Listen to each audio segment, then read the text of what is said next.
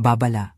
Ang kwentong ito ay naglalaman ng mature na tema, sexual violence, pagkabuntis at pagkawala ng sanggol, marahas na karahasan at pagkonsumo ng laman. Para lamang sa mga 18 taong gulang pataas. Kung sensitibo ka sa ganitong mga tema, maari mong ipagpaliban ang panonood. Ako si Darrell. Hindi ako santo ng mga kwento.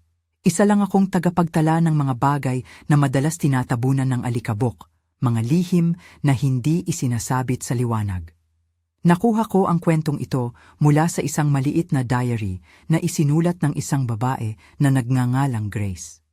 Iniwan niya ito sa akin, sinabing, "Pakitingnan mo na lang at kung may kwentong pwedeng bumuo, ilahad mo ng mahinahon." Hindi ko inaasahan na ang lihim na nakapaloob diyan ay magdadala sa akin sa isang baryo na ipinagpapalagay ng mga tao na may sumpa. Piyesta sa baryong sinusumpa ng aswang. Ganito sinimulan ni Grace ang unang pahina. At ganito natin sisimulan din.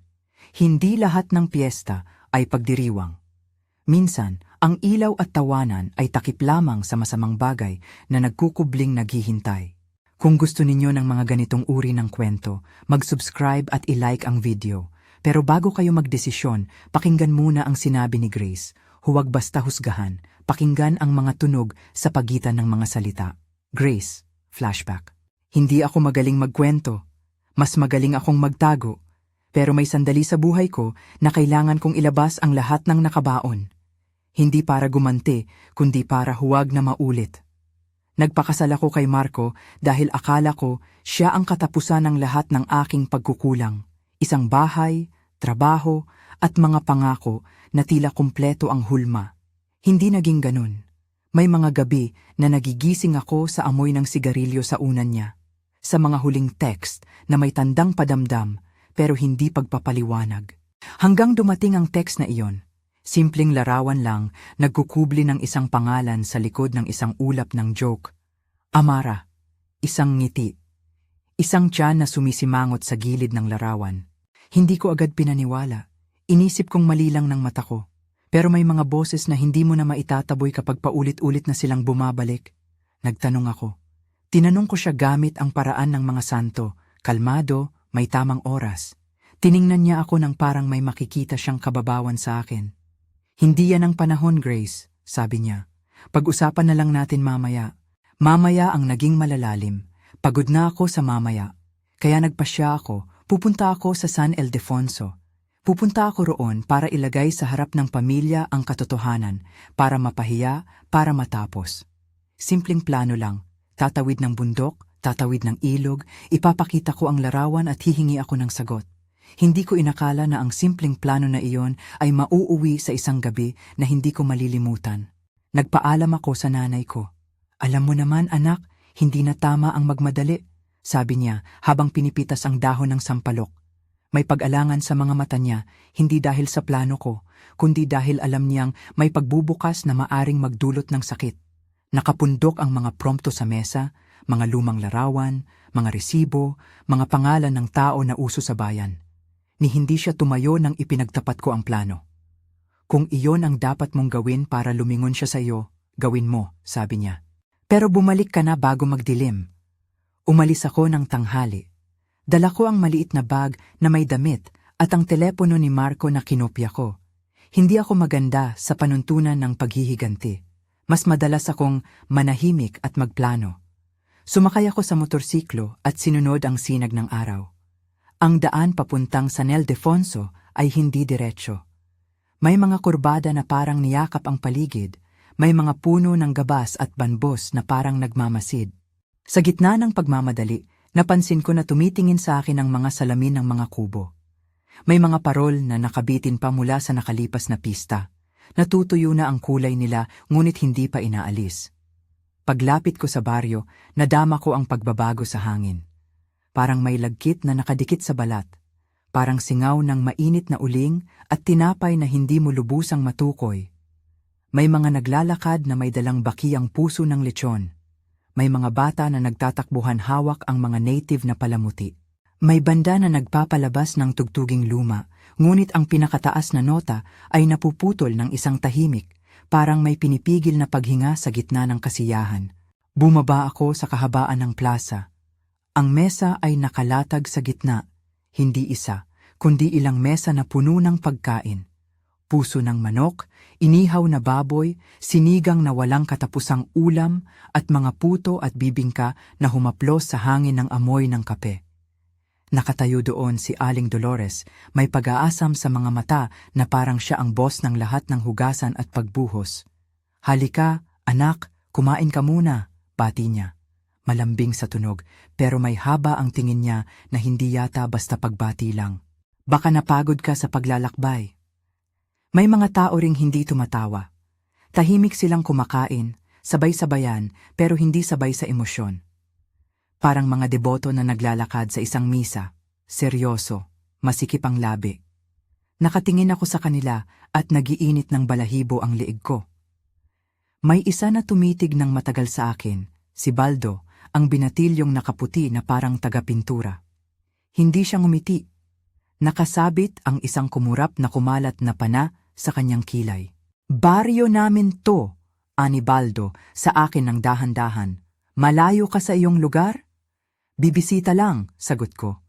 Hindi ko sinabi sa kanya ang totoo. Paano ko masasabi? Susundan ko sila.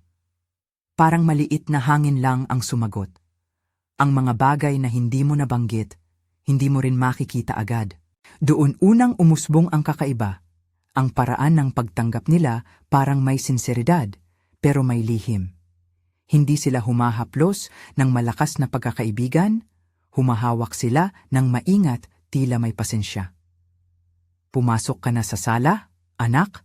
sabi ni Aling Aning, ang may mukha ng panahon. "May pagkain kami na espesyal ngayon." May kumakalat na halimuyak ng tanglad at isang amoy na hindi ko mabilang. Parang may halong iron, parang kusang nilapawan ng kakaibang lasa. Naupo ako. Mula sa maliit na entablado, may isang grupo ng babae ang nagkantahan ng luma at mabagal na awit ng pag-aalala. Ang liwanag ng mga parol ay naglalaro sa mga mukha. May anino sa nguso ng mga labi ng ilan. Kinabukasan daw ng piyesta, sinesentro nila ang pagdiriwang sa isang ritual ng lupa at pasasalamat. Pero ngayong gabi, ito raw ay medyo iba. Uminom kami. May sabaw na tinawag nilang ima, na parang tsaa, pero may kakaibang kulay. Nilagay nila sa baso ko, hindi ko inisip na may kasamang pagtatago ang paglalagok na iyon. Habang malalim ang pag-inom, naging malambing ang mga salita. "Ikaw ba, anak, may problema sa puso?" Ang tanong ni Aling Dolores, parang ordinaryong usapan. Wala akong balak magsalita ng totoo. Nilamon ko ang talong at tinikman ng inumin, at dahan-dahan akong nakaramdam ng pagpapatahimik. Parang tinatanggalan ako ng bigat na matagal nang nakabaon. Ginawa kong dahilan ang pagod at sakit para magbukas ng luha. Nag-iwan siya ng kasinungalingan. Bulong ko, sasalamin ang larawan ni Marco sa aking telefon. Naramdaman ko ang init ng alak na dumadaloy, ngunit hindi lang alak ang umuusbong sa aking ugat. May ibang pag-init, may ibang pandama na hindi ko matukoy. Ngunit sa harap ng mga mata ko, lumuluha ako at may tumungo sa akin na kamay. Si Amara. Hindi ko inaasahan na siya ang makakasalubong ko sa baryong iyon. Nakaupo siya sa dulo ng mesa, may puting bestida at malakas na paghinga. Hindi niya tiningnan ako sa unang sandali, tila inuulit-ulit ang isang tula sa loob ng sarili. Nang kami ay nagkatinginan, kumunot ang noo ko. May kumpas ang kanyang tawa, may pagod sa mga mata. "Grace," sabi niya, parang nawawala sa sarili. "Hindi mo ako inaasahan? Paano ka napunta dito?" Tanong ko na may sakit. Bawat salitang iyon ay may tinik. Hindi ko alam kung ako ba ang may karapatan magtanong o nagtatangkang mag-angkin ng katotohanan.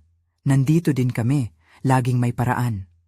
May mga oras na natatakot ka, hindi sa dahilang may ahas sa gilid ng bakuran, kundi dahil naramdaman mong may mga tao sa paligid na alam ang bagay na di mo dapat malaman.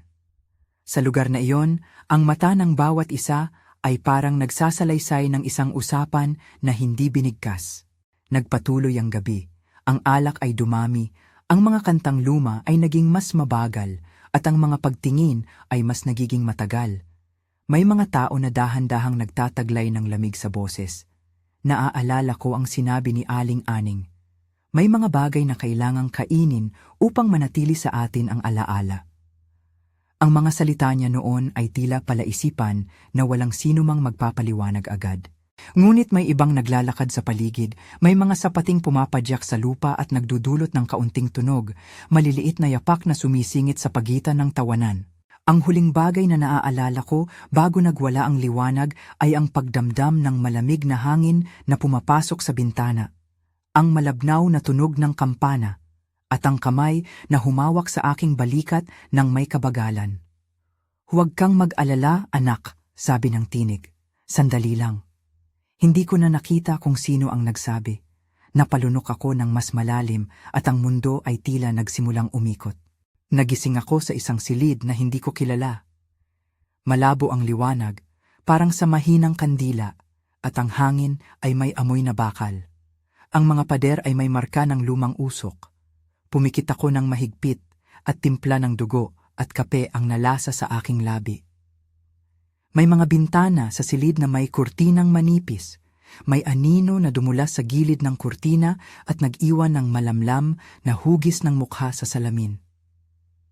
Hindi ko mawari kung ilang oras ang lumipas. May kumakatok sa aking dibdib, hindi tao kundi isang kumpas ng puso. Hindi ang puso ko lang iyon. Parang ibang puso ang umiingay at hindi ko alam kung aking tinig ang sumasagot. May nagbukas ng pinto. Si Aling Dolores ang tumayo sa aking harapan, may dalang isang maliit na mangkok. "Kainin mo muna yon," sabi niya, "para makabalik ka sa sarili mo." Bumulwak ang luha sa aking mata. Anong laman niya? Walang muwang kong tanong. Hindi ko inisip na dapat kong itanong iyon. "Panatag lang," sagot niya, at may kakaibang kahinaan sa mga mata niya. "Lalakas ka muli." Naupo ako sa kama. May mga kamay na umabot at nagligtas sa akin ng mga kumot, mga kamay na hindi ganap na malambot at hindi ganap na matigas. May kasamang bulong sa paligid. "Kainin mo, anak, para makalimot, para mabuhay." Walang sino mang tumingin na may ganoong galit. Lahat ay tahimik, parang nagsusumikap na hindi magising ang isang ibang uri ng hayop. Ibinaba ko ang mangkok sa aking mga palad. May halong init at katatatagang hindi ko maipaliwanag ang amoy. Nang dahan-dahang inilapit ko ito sa aking labi, may pakiramdam akong pinipilit akong ngumiti. Hindi sapagkat masarap, kundi sapagkat inaasahan iyon ng mga mata sa paligid. May isang kamay na humawak sa aking panga at pinilit na hindi maiwasan ng pagtingin. "Huwag kang umatras," sabi ni Amara nang nakangiti na para bang natagpuan niya ang isang bagay na noon pa niya hinahanap. Hindi tama ang puso ko. Umiikot ang malamlam na ilaw. Napalunok ako ng may pilit. May lasa ng bakal ang dumaloy sa lik ng dila ko. May init na sumunod na hindi ko inakala. Hindi ko na naalala ang tunog ng sarili kong paghingal. Natakpan na iyon ng ibang paghinga, malalim, mabagal, at tila puno ng higit na pangangailangan. Sa ilang sandali, napagtanto ko na hindi ko na kontrolado ang katawan ko. May mga kamay na nagtataguyod at ang salitang "kainin" ay umuulit sa hangin ng parang awit. Ngunit mayroong isang bakas ng pagkamalay na nanatili sa akin. Hindi ko hahayaang burahin ang sarili ko ng basta. Mayroong maliit na apoy sa loob na sumisigaw ng huwag. At sa loob ng huling pagtingin ko sa mukha ni Amara, hindi ang mukha na kilala ko, kundi isang mukha na tila pinaghalong pagod at pag-aalay. May isang malinaw na tanong na tinig sa aking isipan. Bakit siya? Bakit kami? Hindi ko natapos ang kinakain.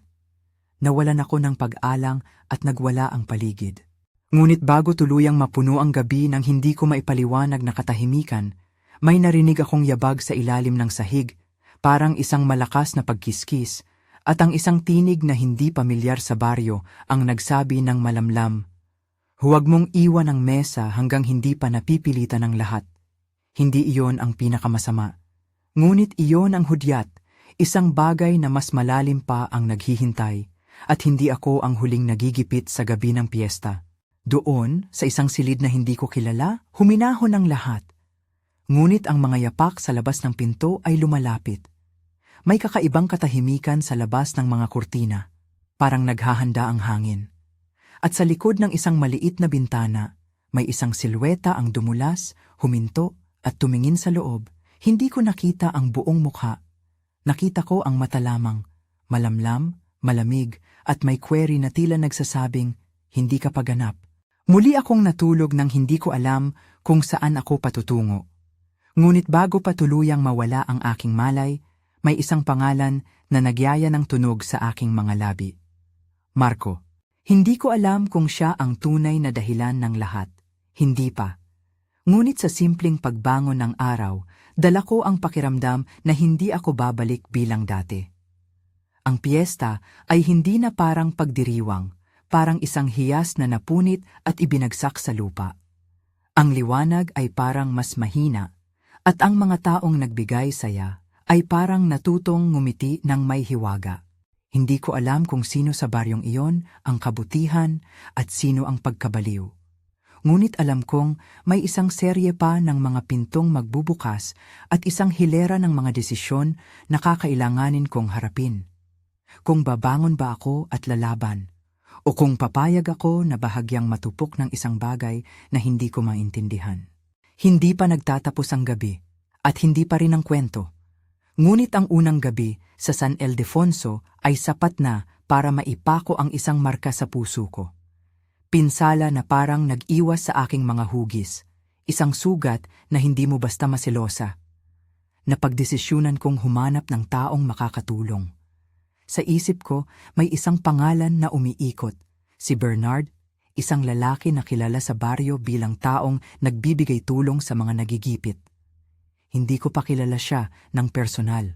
Ngunit sa palagay ko, kailangan ko siya. Doon nagtapos ang unang gabi ko sa baryo.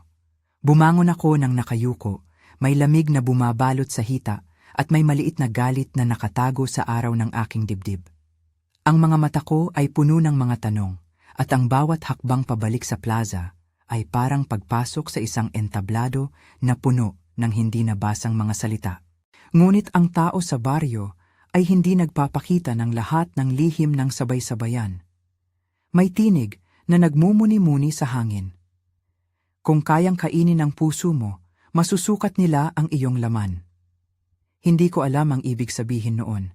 Ngunit may pakiramdam akong ang salita ay nabubuo sa munting kapitbahayan, at ang piyesta ay magiging sentro ng isang bagay na higit pa sa mismong pagkain. Paraan iyon ng pag-alab ng gabi, at habang naglalakad ako pabalik sa maliit na kubo na inilagyan nila para sa akin, may lumapit sa akin na maliit na bata at iniabot ang isang piraso ng puto. Para sa iyo po, mahinahon niyang sabi, huwag kang matakot. Pinilit kong ngumiti at tinanggap. Hindi ko alam kung ang pagmamano nito ay awa o pagtataksil. Sa pagluwas ng liwanag ng umaga, nagpasya akong hindi magpadala agad sa emosyon. May plano pa rin ako. Haharapin ko si Marco at si Amara. Ngunit ang baryo, ang piyestang sinasambit ng aswang, ay may ibang plano. At ang plano na iyon ay hindi ako kinabukasan, kundi ngayon. Hindi ko malaman kung anong susunod. Ngunit isang bagay ang malinaw. Ang paglalakbay ko papuntang San Ildefonso ay hindi na simpleng pagkonfronta. Ito ay paglusong sa isang tradisyon na matagal nang nakabaon sa lupa. Isang lihim na nakabalot sa pagdiriwang at isang ritual na kumakain ng hindi lamang laman, kundi ng katotohanan. Dito nagtatapos ang gabi at nagsisimula ang araw ng pagbabalik tanaw. Ngunit ang mga tanong ay dumami. Ano ba talaga ang ibig kainin ng baryo? Ano ang koneksyon ni Marco at Amara sa ritual na ito? At sino si Bernard sa gitna ng lahat ng ito? Habang naglalakad ako, may tanda sa aking dibdib na hindi mawawala. Kailangan kong maghanap ng paraan para makabalik sa sarili at para malaman ang buong pangalan ng sumpa ng baryo. Ngunit bago ako makapagpasya ng bugtong na iyon, may narinig akong alingaw-ngaw sa malayo. Isang tawag mula sa gitna ng plaza na nagbubukas ng bagong pintuan. At sa likod ng pinto na iyon, may mga taong nakalatag na naghihintay na kumain muli. Hindi ito matatapos sa simpleng pagwawakas. May mga susunod pang gabi na kailangang harapin. At sa puso ng lahat ng iyon, ang piyesta ay patuloy na nag-aanyaya. End of this section. Grace, flashback. Kinabukasan ng piyesta, hindi na ako nagpahinga. Ang pagnanasa ng gabi ay nag-iwan ng bakas, hindi lamang sa balat kundi sa loob ng isip. May bigat sa dibdib na hindi maipaliwanag, parang may halong takot at uhaw. Naglakad ako sa gilid ng plaza, sinusundan ng mga yapak na nagmula pa sa gabi. May isang lalaki na nagtitinda ng sapatos na kumukulay tulugan sa ilalim ng araw. Tumigil siya at tumingin ng mabuti, parang nakita niya ang ibang tao sa akin. "Huwag kang magpabili ngayon," mahina niyang sabi, pero hindi ko siya napakinggan. Hinahanap ko si Bernard. Sabi ng mga tao, si Bernard raw ang takbuhan kapag may sugat, pisikal man o hindi. Hindi siya doktor, hindi rin albularyo sa unang tingin. Mas praktikal siya, may kamay na marunong mag-ayos ng sirang motorsiklo at puso ng tao. Sinabi ng nagbigay ng kaning gabi-gabi, ni Aling Dolores, kung nasaan siya. Malapit sa sapa, katabi ng lumang kubo na kulay abo ang bubong. Naglakad ako papunta doon. Ang daan ay maputik pa mula sa ulan ng gabing iyon. May mga paa akong naiwan sa putik, parang marka ng buhay na hindi ko na mabubura. Nang makita ko si Bernard, nakaupo siya sa harap ng kubo, may dalang bote ng tubig at isang bundle ng sako ng tuyong damo. Tumayo siya nang makita niya ako, at may tinig na hindi nagtatago ng pag-aalala. "Ikaw ang babae na nagngangalang Grace?" tanong niya. "Kilala ka ba ng barangay?" Tanong ko na may pagod. Hindi ko alam kung bakit ako umiiyak ng bigla, pero maikli lang iyon. Nagtipon ng emosyon sa loob ko. "Kailangan kita. Tara muna." Hindi siya nagtanong ng maraming detalye. Pinaupo niya ako sa isang bangkong yari sa kawayan at inilagay ang sako sa sahig. "Sabihin mo, pero tahimik lang muna tayo, hindi natin kailangan ng maraming tao." Sinimulan kong ilahad ang nangyari. Hindi buo, hindi rin lahat. Pinili kong simulan sa simula. Ang text, ang larawan, ang pagpunta ko sa San Ildefonso. Nang marinig niya ang pangalan ni Marco, nanlaki ang mga mata niya. May kakaibang paghinto sa pagitan ng paghinga niya. "Marco?" bulong niya. "Hindi siya ang uri na magdulot ng gulo sa bayan ko, pero marami na ring bagay dito na hindi maintindihan." "May bagay sa kanila," sabi ko. "Hindi lang pagtataksil, may union na hindi ko matukoy. Nagbago sila sa gabi." Tumango si Bernard. Kinuha niya ang isang maliit na kahon, parang first aid kit na may mga halamang gamot. "Naglalakad ang bayan sa pagitan ng batas at alamat," ani niya. "Kailangan mo ng paa na matatag sa lupa. Kailangan mo ring malaman ang mga hangganan, anong parte ang iyo at anong parte na ang mawawala sa iyo." "Ano ibig mong sabihin?" tanong ko. "May mga bagay na hindi mo dapat kainin. May mga bagay na kapag pinasok mo, binabago ka," sagot niya ng direkta. Sinubukan niyang hindi maging mapanghusga, pero ang tono niya ay seryoso. "Kung pinakain ka nila ng puso, hindi basta puso ng baboy o manok. May dahilan kung bakit itinuturo nila sa iyo ang pagkain bilang tahanan ng alaala nila. Gusto nilang manatili ang pagnanasa sa iyo." Hindi ko na napigilan ang pagngingit-ngit. "Bakit ako? Bakit sa akin?" "Hindi lang iyon," sabi ni Bernard. "Kahit sino'y pwede nilang piliin kung kailangan nila ng katawan ng nagsasalaysay. Minsan, ang pinipili nila ay yaong may galit na nagtatago pa rin. Galit ang nagpapaliwanag sa kanila, parang isang malambot na bilog na kinakain nila para hindi makawala ang alaala na gustong tumalab." Huminga ako ng malalim. Hindi ko gusto ang sagot, pero may kabuluhan ang mga salita niya. Tiningnan niya ako ng masinsinan. "May mga paraan para magkontrol, hindi perpekto, hindi panghabang buhay, pero may pag-asa na maibalik mo ang sarili mo kung may tulong." "Gagawin mo ba?" Napabuntong hininga ako. Tumayo siya, kinuha ang isang maliit na bangka, hindi literal, kundi isang lalagyan ng mga halamang gamot, krus na gawa sa kawayan at kawayan na may inukit na maliliit na hugis. "Maglalakad muna tayo," sagot niya. "May kakilala akong albularyo. Hindi siya ang uri na magpupuri sa mga alamat. Ginagamit niya ang tinatawag ng bayan na gamot, halaman, himig at paglalapat. Hindi ko sinasabing maggagamot siya ng sumpa. Sinasabi ko lamang na may mga paraan para hindi ka tuluyang maubos." Sumama ako kay Bernard. Hindi siya nagmamadali, ngunit mabilis ang kanyang mga paggalaw. Naglakad kami palapit sa sapa, isang maliit na ilog kung saan may lumang tulay na yari sa kahoy at nabalot ng lumot. Doon, sa ilalim ng puno ng mangga, nakaupo ang isang matandang babae. Siya ang albularyo. Siya rin ang may pangalang sinasabi ng kahit sino na may hinihingi, Aling-aning. Aling-aning tumingin sa akin na parang tinitimbang. Ang mga mata niya ay malalim, may kulay ng lupa. Bata, sabi niya ng dahan-dahan.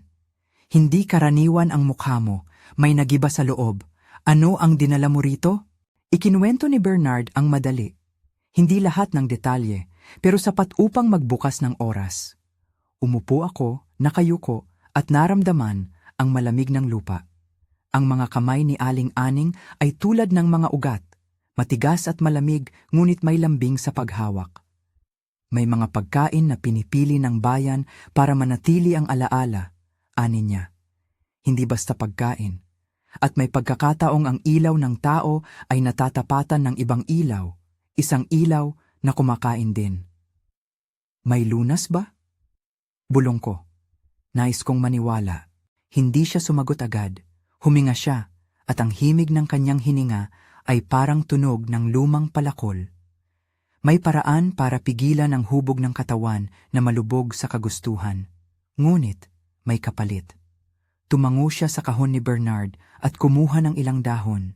Halamang banayad ang amoy, may mapait na lasa. Ito ay pampakawala ng kahinaan, ngunit hindi panghihila ng daladalang bagay. Kailangan mong magpumuno ng loob, ang ibig sabihin, kailangan mong magbayad. Ano ang kapalit? Hindi siya nagsabing pera, hindi rin espiritu. Ano yon? Mariin kong tanong. Pagbibigay, sagot niya. Ibigay mo ang isang bagay na mahalaga sa iyo. Maaari itong alaala, maaaring isang piraso ng sarili. Hindi madali, ngunit ito ang orasyon, ang papuri ng bayan para sa pagkakamit ng balanse. May iba ring nagpapaubaya ng buhay upang magkaroon ng bagong pag-asa. Tiningnan niya ako ng mabagal. Alam ko ang iyong galit.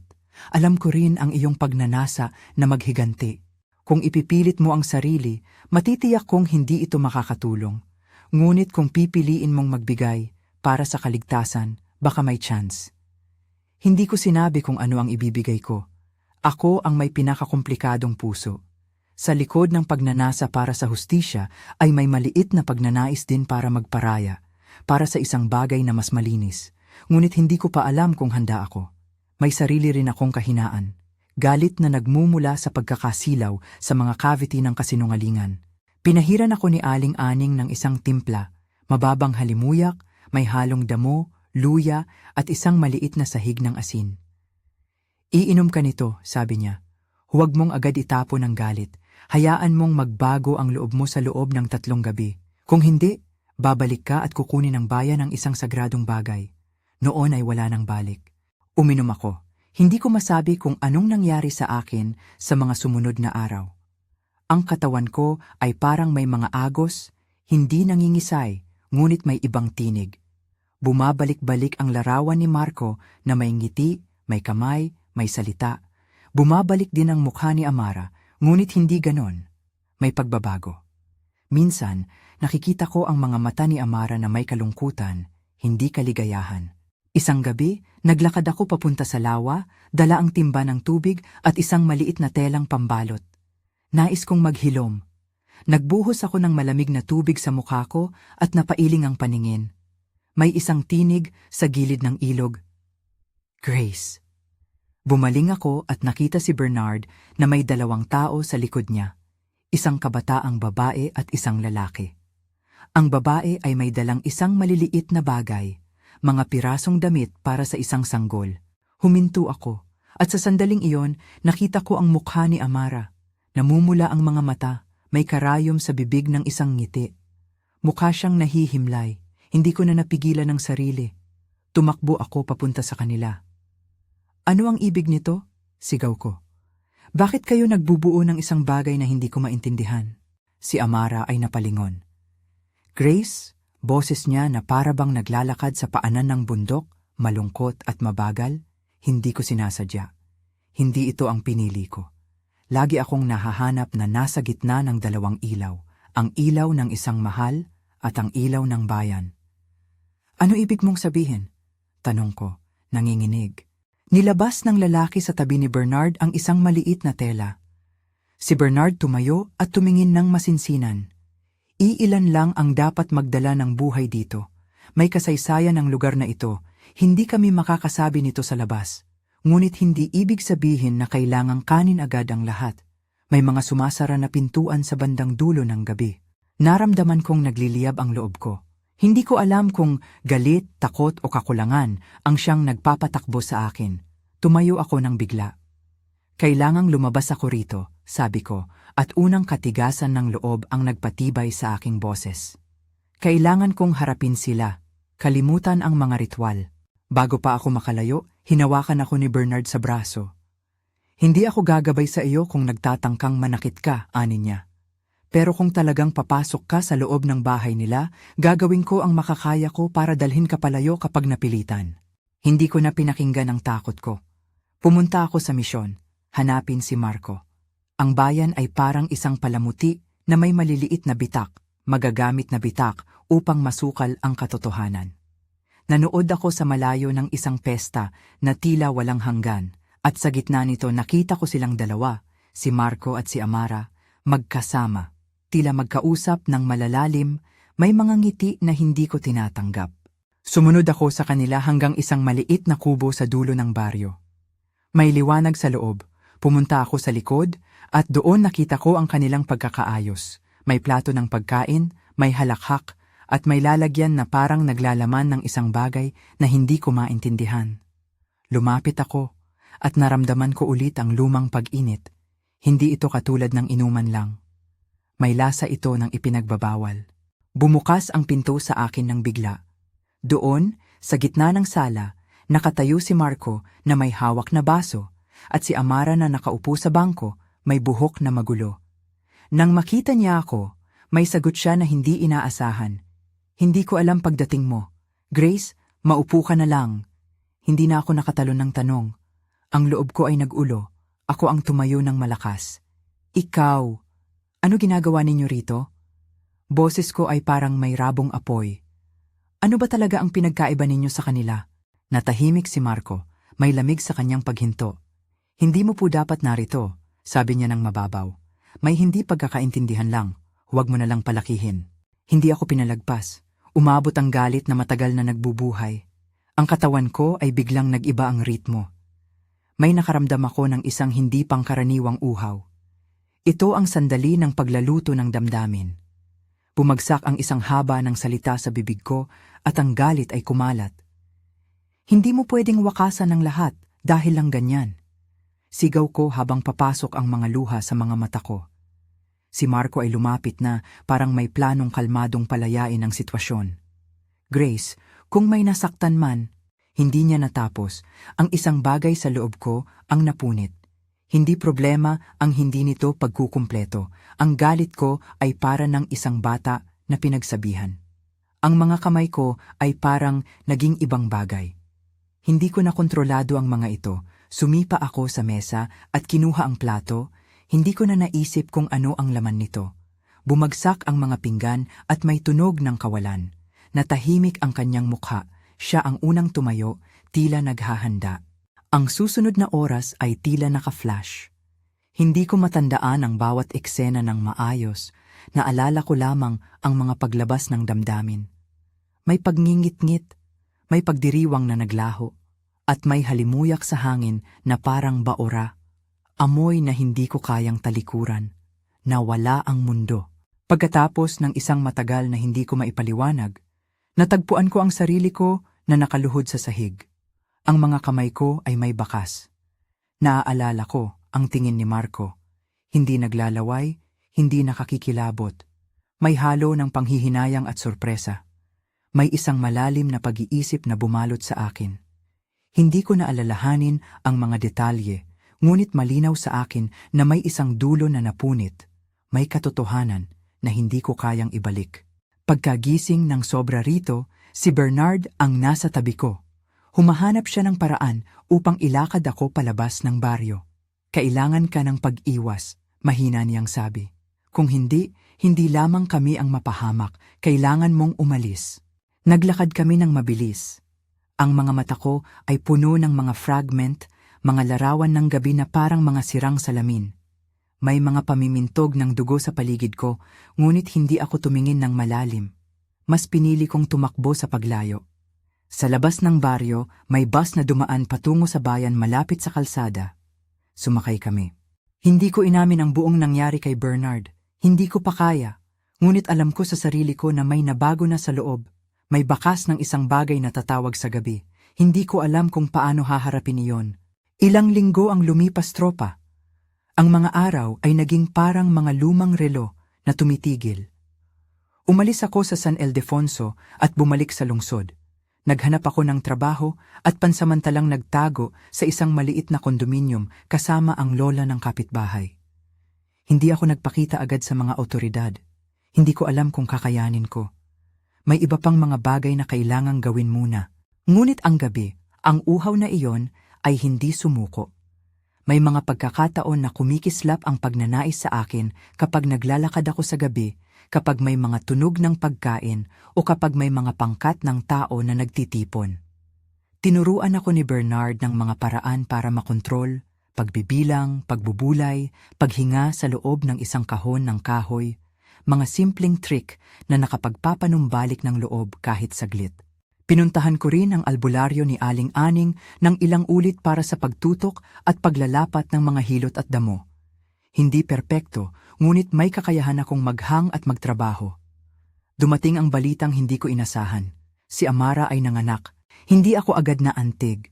Naghalo ang emosyon, galit, sapagkat siya ay may anak na sa gitna ng sakit na ginawa niya. Takot, sapagkat alam kong ang bayang iyon ay may ibang plano para sa mga bagong buhay.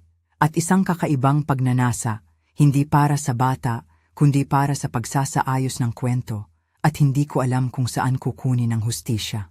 Minsan, tumatawag si Bernard at nagsabi, "May naihatid sa akin si Aling Dolores, nag-aalok ang bayan ng kapatawaran, ngunit may kapalit."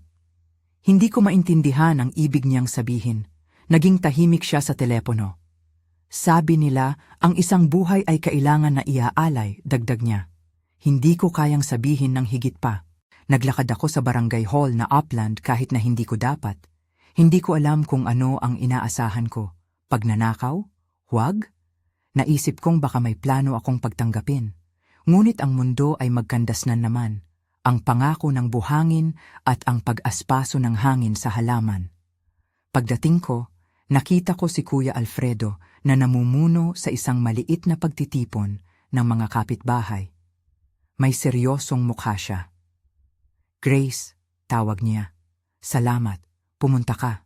Si Amara ay naroon, payapang huminga, may hawak na supot kung saan may mga gamit ng bagong silang. Nakita ko din si Marco, hindi nabura sa kasaysayan, ngunit may ibang aura. May anino na sumasama sa kanyang mga mata. Umupo kami sa gilid, walang nagmumura. Ang simula ng usapan ay kalmado, ngunit may hangarin ang bawat isa. "May padala mula sa inyo," mahabang sabi ni Aling Aning. May tinig na nagsabi na may taong magpapaalay ng buhay, isang sakripisyo para sa bayan. Ang anak na ito ay espesyal dahil huminto siya. Hindi niya natapos ang pangungusap. Sapat na iyon para maunawaan ng lahat. Huminga ako ng malalim. Ang bata ay parang liwanag sa gitna ng madilim. Hindi ko sinasadya ang pagtingin ko rito. May malalim na bagabag. "Ano ang ibig niyong sabihin?" Wika ko ng mahina. Si Amara ang sumagot, nanginginig ang boses. "Hindi ko sinasadya ang lahat ng iyon," sabi niya. Ngunit may tinanggap ako. Hindi ako nagpapatawad sa sarili ko. Ngunit may isang bagay na kailangang gawin, at ako ang pumayag. Hindi ko kaya ang dalhin ng kasalanang iyon sa aking anak. Hindi ko matiis. May halong pagnanasa at pagdurusa sa mga salitang iyon. Pumunta ako sa kanya. "Paano mo naman magagawa iyan?" Tanong ko. Matulis ang boses. "Hindi mo kailangang mamatay para sa kanila." Ngumiti si Amara ng bahagya, isang ngiting puno ng pagod. "Hindi ang mamatay ang dahilan," bulong niya. "Ang pagbibigay ang kailangan. Kung iibig ko ang bata nang hindi ako mawawala, hindi magkakaroon ng mundo para dito. Ako ang magpapasya. Hindi ko maitago ang pagnginig ng balahibo. Hindi ko sinang-ayunan. Hindi mo dapat gawin iyon, sabi ko. Hindi mo dapat ilagay ang sarili mo sa gitna ng alinman, huwag. Ngunit alam ko nga, may pagod siya na sa loob na hindi na kayang sipiin ng pangamba. May mga luha sa kanyang pisngi, huminga siya ng malalim. Grace, napakaraming kasaysayan sa baryo. Hindi mo maalala ang lahat ng dahilan. Ngunit kung pipiliin kong ialay ang sarili para sa anak, bibigyan ko siya ng pagkakataon na lumaki na hindi alam kung gaano kalalim ang galit ng mga matanda. Iyan ang gusto ko. Hindi ko sinasadyang tumayo at lumingon. Amy, Amara. Ang pangalan niya ay naging mabigat. Kung iuuwi mo ang bata rito, papatakbuhin nila ito. Hindi nila palalayanin ang bata na may sarili niyang kwento. Lalabas na sa kanila ang lahat ng galit. Kung ibibigay mo sa akin ang bata, bulong niya, maingat ko siyang aalagaan. Ang damdamin kong iyon, ang malalim na pagkakaugnay sa bata na parang hindi ko pinili, ay nagsimula sa isang maliit na pag-uukit sa puso. May pagnanais akong kumapit at hindi ko mawari kung bakit. Ang mundo ay umiikot. Sa isang iglap, nakita ko ang sarili ko na kumukuha ng maliit na kumot mula sa mesa at pinunasan ng mga kamay ko. Ang pagtulong ni Bernard ay nagmula muli. Dumating siya na may bit-bit na maliit na bag ng mga herbs at tila may buong planong kamay. Handa ako, sabi niya ng may katatagan. Kung talagang ibibigay ni Amara ang bata, tutulungan ko kayong maglayag palabas ng baryo. Hinding-hindi ko hayaang biguin ang batang iyon. Nagtinginan sina Amara at ako. Ang mga mata niya ay punong-puno ng pasya. Kung ibibigay ko ang bata sa iyo, ani siya sa akin ng mabuti, ako ang babalik sa bayan bilang isang tangi. Mababag lang man, ngunit may pananagutan ako. Siguro, hindi iyon ang gusto ng sinuman, ngunit iyon ang dapat kong gawin. Hindi ko inisip pa ang batas o moralidad ng sandaling iyon. May isang bagay na kumakatawan sa simbuyo ng damdamin, hindi lamang galit kundi isang mas malalim na pagnanais na mapawi ang sakit. Kung iyan ang gusto mo, bulong ko sa kanya, subalit may pag-aatubili pa rin, ako ang mag-aalaga. Pinilit ni Bernard na maghanda. Nagdala siya ng liwanag ng gabi at isang maliit na kahon para sa dokumento hiwalay sa bayan. Aalisin namin ito ng tahimik, sabi niya. Hindi ko gusto ang labanan, ngunit gagawin namin ang kailangan para sa bata. Ang plano nila ay simple at mapanganib. Aalisin namin ang bata sa baryo at magtago sa isang maliit na bahay sa malapit na bayan. Ngunit paglabas namin ng baryo, nagbago ang hangin, parang may nagbabadya. May mga mata na nanunood, hindi kami nagmaling, may mga tinig na pumatid. May isang grupo ng mga tao na naglakad pasulong, mga mukha na alam kong hindi ko mapipigil. May dalang faceless grief. May dala silang ilaw at isang estruktura ng pagnanais. Ngunit bago kami makalabas, naganap ang hindi inaasahan. Isang grupo ng mga kalalakihan, mga miyembro ng pamilyang tila nakatali sa ritual, ang dumaan sa aming landas. Hindi kami inatake agad. Huminto sila na pakikusang katahimikan ang nabuo.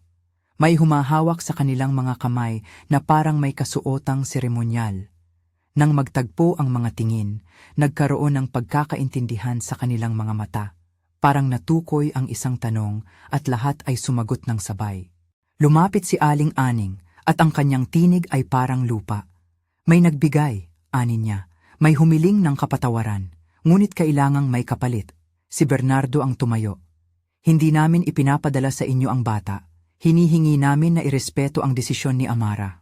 May pagtitigan. Ngunit may iba pang naiiba, si Marco. Nandoon siya sa bandang dulo, hindi galit man lang, ngunit may mapulang tingin. Nang makita niya ang bata na nakapagsuot ng kumot, may pag-iba ang kanyang katawan, may pagkapantay-pantay ng hangarin. Sa isang kisap, si Marco ay lumapit. Hindi ko maipaliwanag ang nadama ko, isang halo ng pighati at hindi mapigilang init. Bakit ko inuuna ang barangay sa iyo? Ang tanong niya sa Amara. Hindi na ako nakinig pa sa mga salita. Nabutas ang katahimikan ng isang sigaw, at ang lahat ay nag-ulo. Sa gitna ng kaguluhan, may mga kamay na nagkahugpong, may mga buntong na lumutang.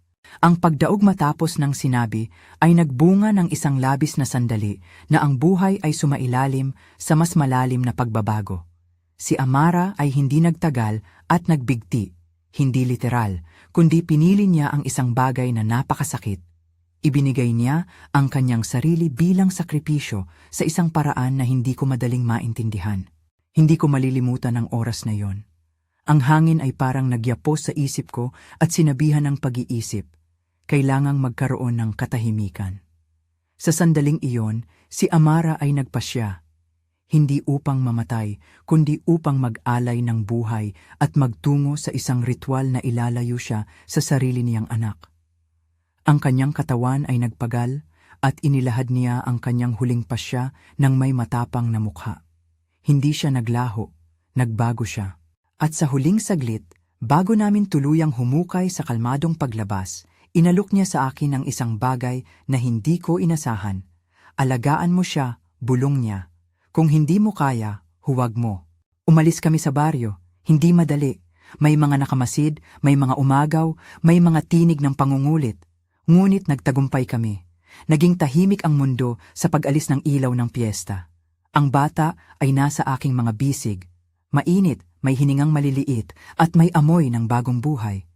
Hindi ko alam kung sino ako noon, biktima, nanay, o isang nilalang na medyo nakasagupa sa isang alamat. Ngunit may isang bagay na klaro, responsibilidad.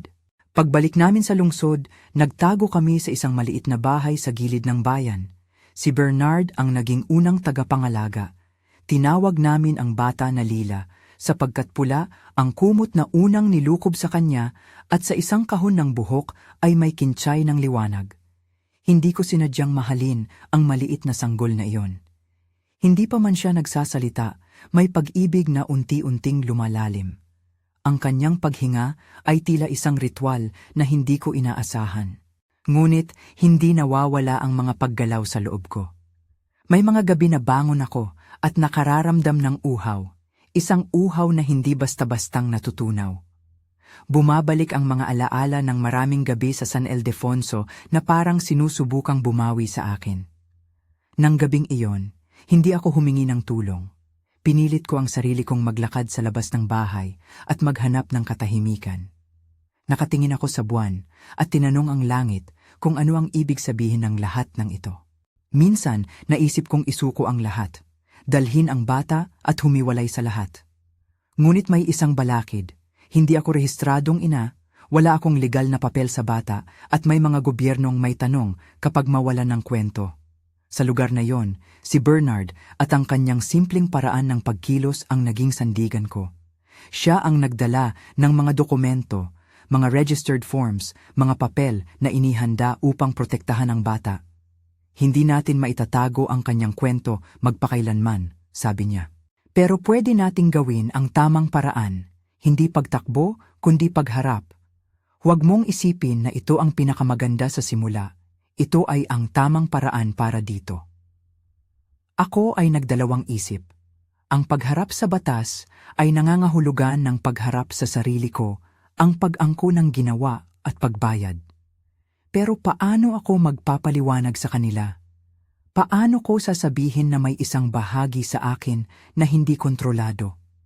May bingit ako sa sarili ko na natatakot. Ngunit sa tulong ni Bernard, nagpasya akong humarap. Nagpunta kami sa pulisya. Hindi madali. May tanong, may malaon. Nilahad ko ang buong kwento. Hindi ang lahat ng marahas na detalye, ngunit ang mga batayang pangyayari. Sinabi ko kung paano ako nadala sa baryo, kung paano ako pinakain, at kung paano ako nagbago. Hindi ko ikinaila ang ginawa ko, may mga minuto na hindi ko maipaliwanag. Ngunit inamin ko, sa paglalahad, may paghingi akong tawad na hindi ko nagagawa noon. Ang mga bagay na sumunod ay mabigat. May pag-aresto. May maikling pag-uusap sa mga awtoridad tungkol sa kung paano nangyari ang pangyayari. Si Marco, na siya ring nasawi, ay may mga kaanak na nagtanong. May mga tanong tungkol sa liwanag at sa moralidad ng bawat isa. Ang maaaring gawin ng hukuman ay komplikado. Hindi ko na detalye-detalinahin ang proseso ng batas. Ngunit ang mahalaga, may pagharap. Sa gitna ng proseso, may isang bagay na hindi natin makakalimutan. ang bata. Si Lila. Kahit ang pagdinig ng korte ay parang isang palamuti, may dingding, may taong nagmamasid. Ngunit doon sa loob, si Lila ang nagsilbing tanda ng kahinaan at pag-asa. Pinili ni Amara na mag-alay ng wala sa harap ng mata ng marami, ngunit nagbigay siya ng pagkakataon para sa bagong buhay na magtutuloy. Lumipas ang mga taon, hindi madaling linisin ang alaala. Minsan, may mga gabi na ang mga ugat ng aswang ay bumabalik, hindi sa anyo ng mga matinding pagnanasa, kundi sa mga alaala na pumipilit. Ngunit nagtrabaho kami. Si Bernard ay naging higit pa sa kaibigan. Siya ay naging gabay sa araw-araw. Tinuruan niya ako ng mga simpleng ritual para makontrol ang sarili ko. Pag-uukol ng oras sa pag-aalaga sa Lila, pagkain ng regular, pagdadasal at pagtutok sa pagiging tao. Si Aling Aning ay hindi na muling nakipag-ugnayan sa amin ng madalas. Naglaho ang bayan sa amin ng parami ng distansya. Ngunit ang bakas ay nanatili. Si Lila ay lumaki na may mapagkalingang kamay. Hindi siya lumaki bilang bata ng isang komunidad sa piyesta. Lumaki siya sa tahimik na bahay ng isang babae na minsang naglakbay papunta sa maliwanag at pumasok sa madilim na agwat. Tinuruan ko siya kung paano magulat ng takot, kung paano humingi ng tulong, at kung paano mahalin ng buong buo. May mga gabi na siya ay nagpapasok sa kama ko at inuungol ang mga kwento niya sa school, mga kwento tungkol sa mga moso at libro at mga kaibigan. Ang kanyang tawa ay parang isang medyas na nilinis ang loob ko. Ngunit may oras din na siya ay nagtataka tungkol sa pinagmulan niya. Ate Grace, tanong niya isang gabi habang pinapahid ko ang buhok niya. Saan ako galing? Napakabigat ng sagot. Nais ko siyang harapin ng tapat, ngunit may takot akong baka masaktan siya. Sinundan ko siya sa mata at huminga. Galing ka sa isang lugar, naiiba, ngunit minamahal, sagot ko ng dahan-dahan. May mga taong tumulong sa'yo. Maraming dahilan na hindi mo kailangang maintindihan ngayon. Lumipas ang mga taon. Nagtrabaho ako sa isang maliit na kafe. Nakikilala ako ng mga kapitbahay bilang isang mabait na babae na medyo tahimik. May mga pagkakataon na may kumakausap tungkol sa piyesta at ang aswang. Tumitig lang ako at lumilingon ng may malasakit dahil alam kong maraming sugat ang hindi mukhang maliwanag.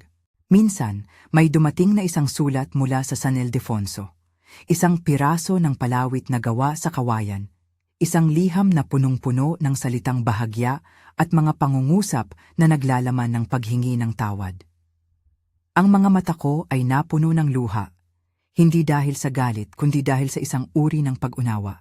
Kung may natutunan ako, ito ay ang pagkatotoo na ang tao ay hindi lamang monster o anghel. Maaari kang maging parehong dalawa sa isang mahalagang sandali. Ang mga desisyon natin ay may bigat. May mga oras na ang paghiganti ay nagiging isang tulak upang makuha ang hustisya, at may mga oras na ang pagkaya ay isang paghingi ng kabutihan. Ang moralidad ay hindi palaging mahigpit. Minsan, ang pagpili ay nakasalalay sa mungkahi na ang buhay ay dapat manumbalik. Sa mga bayaing iyon, may mga araw na papatayin ako ng alaala. May mga pangungusap na pumipilak sa loob ko. Bakit ka nagkaroon ng lakas na pwede mong gamitin sa mas mabuting paraan? May mga gabi na si Bernard at ako ay nag-aayos ng kwento para sa mga taong nag-aakala na alam nila ang katotohanan. Hindi nila alam ang bigat ng lahat ng iyon.